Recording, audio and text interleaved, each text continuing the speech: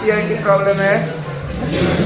A person has hearing range 20 hertz to 20 kilohertz. 20 एक बार फिर रिपीट कर रहा हूं। A person has the hearing range from 20 hertz to 20 kilo hertz.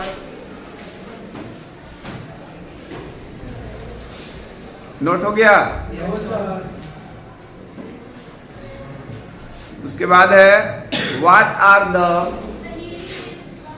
Hearing range from 20 hertz to 20 kilohertz. 20 hertz to 20 kilo hertz.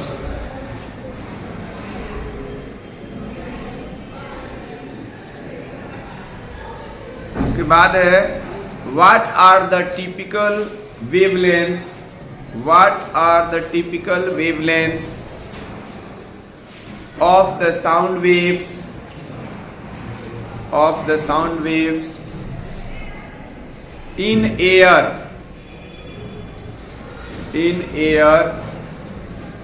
corresponding to these two frequencies, question mark।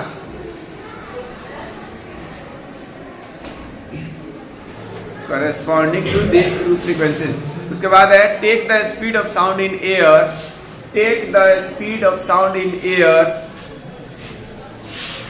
as per second। Speed हो गया 344 metre पर second. अच्छा, इस question को कितने लोग कर सकते हो?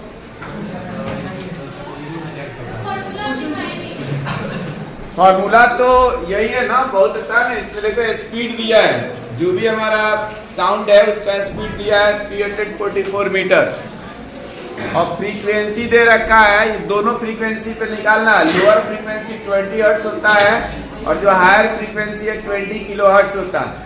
तो फ्रीक्वेंसी दिया है और स्पीड दिया है। हम तुम लोगों को रिलेशन पढ़ाए थे V equal to N lambda या F लैम्डा करके पढ़ाए थे ये फॉर्मूला, ठीक है। तो इसमें दो कंडीशन लगाएंगे।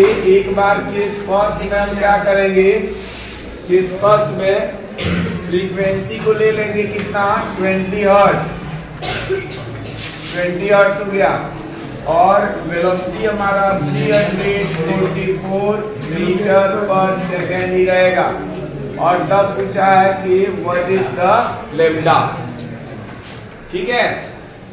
तो हम लोग इसमें वैल्यू रख लेंगे, आ जाएगा। इससे अगर हम लैम्डा की वैल्यू निकालेंगे, यहाँ पे लिखेंगे since v equal to f lambda, therefore lambda अगर निकाला जाएगा तो v बाई एफ होगा। यस सर, ध्यान से समझ लो। इसी टाइप का क्वेश्चन तुम लोगों को हम देंगे करने के लिए, फॉर्मूला लगा के इसे लिखना है प्रॉपर्ली।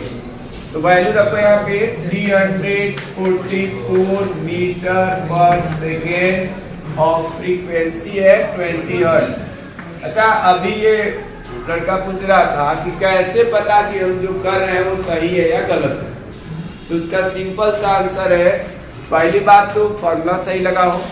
दूसरी बात ये कि जो भी ये टर्म्स दिया हुआ वो सबका यूनिट जो है, जैसे ये SI यूनिट में है तो सभी SI यूनिट में होना चाहिए, CGS में है तो सभी CGS में ही होना चाहिए। और तीसरी गलती होने के चांसेस होता है कैलकुलेशन में। वो दो बातें सही है, पहले तुमने फॉर्मूला सही लगाया, दूसरा यहाँ पर यूनिट अगर सही है तो तीसरा चांसेस होता है कैलकुलेशन मिस्टेक, ठीक है। इसके अलावा न्यूमेरिकल्स में कोई गलती नहीं होती है, ठीक है। और अधिकतर जो है लड़के यहाँ यूनिट नहीं चेंज करते हैं और ये कैलकुलेशन मिस्टेक, यही दो चीज होता है। फॉर्मूला लगभग याद होने के बाद तो इसको डिवाइड करो, कितना आ जाएगा? ये 2 से करेंगे तो 10, ये 2 से करेंगे तो 1, तो आ जाएगा 17.2। और देखो ये हर्ट्ज जो होता है ना, इसको पर सेकेंड बोला जाता है। यूनिट लिखवाया था तो पर सेकेंड से पर सेकेंड कटेगा तो मीटर बचेगा। और वैसे भी तुम लोगों को मालूम है कि वेवलेंथ की यूनिट क्या होगी, मीटर। तो ये फर्स्ट आंसर दिया गया। ये इसमें कोई किसी को प्रॉब्लम, किसी को भी जो जिसको बिल्कुल समझ में नहीं आता वो भी बताओ। केवल ये 20 दिया हुआ है, हम लेफ्ट से नहीं लिख पाते क्या सेकंड? हाँ तो ये हर्ट्ज किसको कहा जाता है? हर्ट्ज जो होता है ना सेकेंड टू द पावर -1 को ही कहा जाता है पर सेकेंड या हर्ट्ज फ्रीक्वेंसी की। और कोई क्वेश्चन? उस साइड से नहीं हो पाता है, लेफ्ट नहीं होता है। ठीक है फिर हम थोड़ा हट के फ्रीक्वेंसी दिया था। जो हियरिंग रेंज होता है ना पर्सन का, वो कितना होता है? 20 से 20 किलोहर्ट्ज। ये तो सबको मालूम है। फ्रीक्वेंसी का यूनिट हर्ट्ज होता है, हर्ट्ज में दिया भी है तो मैंने केस फर्स्ट में फ्रीक्वेंसी लिख ली। दूसरा चीज ये स्पीड ऑफ साउंड दे रखा है 344 मीटर पर सेकेंड, तो उसको भी मैंने लिख लिया। एफ और वी मालूम चल गया। फॉर्मूला ये होता है v equal to n lambda, nu lambda, f lambda. कई सारी चीजें बताया था कि फ्रीक्वेंसी को n से भी रिप्रेजेंट करते हैं, न्यू से भी करते हैं और f से भी करते हैं।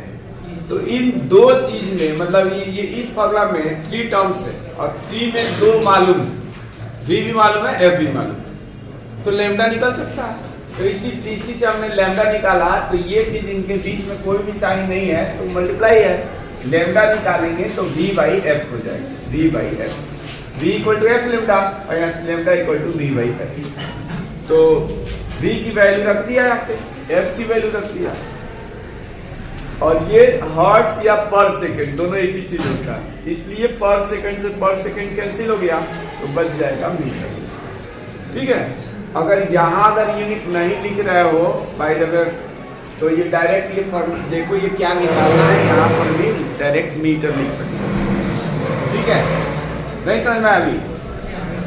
ये जो है हर्ट्ज को ही ना सेकंड की पावर -1 लिखते हैं या पर सेकंड, तो वो इससे कैंसिल हो गया तो बचेगा मीटर। सेम एज केस 2, यानी कि अब एक बार कितना फ्रीक्वेंसी देना है? 0 इसका केस 2। अच्छा ठीक है, निकाल लेना, हम लिख देते हैं फिर। यहाँ पे 20 किलो हर्ट्ज। अब देखो यहाँ पे मिस्टेक होने का चांसेस कहाँ पर है? 20,000 यहाँ पर चांसेस है क्योंकि ये किलो में दे रखा है। हाँ तो ये यहाँ पे हम 20,000 लिखे या 20 लिख करके 10 टू द पावर 3 लिखे। ठीक है, ऐसे इसको करना पड़ेगा क्योंकि फ्रीक्वेंसी का यूनिट हर्ट्ज ही होता है।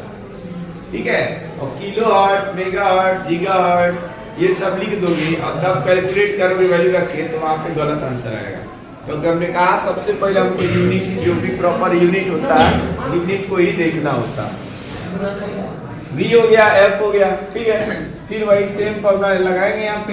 Therefore lambda equal to v by f और v की वैल्यू जो है 344 मीटर पर सेकेंड और यहाँ 20 into 10 to the power 3 पर सेकेंड लिख लो या हर्ट्ज लिख लो, एक ही बात। ठीक है, तो ये कैंसिल हो जाएगा। अब यहाँ पे अभी इसको तो सिंपलीफाई किया था ना, यहाँ पे ये हमने 17.2 सिंपलीफाई किया हुआ था और ये 10 की पावर 3 जो है ऊपर जाएगा माइनस का हो जाएगा और ये मीटर में आ जाएगा। ठीक है, अब इसको और सिंपलीफाई करना चाहते हो तो लैम्डा की वैल्यू क्या हो जाएगा? 0.0172। हाँ, इसमें हम 10 से पहले डिवाइड करेंगे क्योंकि डेसिमल पॉइंट लेफ्ट में शिफ्ट करना है, लेफ्ट में शिफ्ट करना है। तो 10 से पहले डिवाइड, फिर 10 से क्या होगा? मल्टीप्लाई। तो ये आएगा 10 की पावर 1 प्लस का या 10 की पावर -3 का, तो -2 हो जाएगा और ये आ जाएगा lambda equal to 1.72 into 10 to the power कितना? -2 मीटर। तो या तो ये आंसर दिया होगा या 10 की पावर -2 को डिनोमिनेटर में भी लिख सकते हैं, नहीं लिख सकते हैं? इसको हम 10 टू द पावर -2 को 100 करेंगे तो इतना भी दिया हो सकता है। ये 1 पॉइंट, तो ये कोई जरूरी नहीं है कि तुम बुक में जो दिया है वही लिखो, तुम्हारा जो कैलकुलेशन आ रहा जिस कितना आ जाएगा 0.0172। ठीक है, तो ये भी आंसर है। ये स्टैंडर्ड फॉर्म में है और ये जनरल फॉर्म में है। नोट कर लो, फिर कराता है।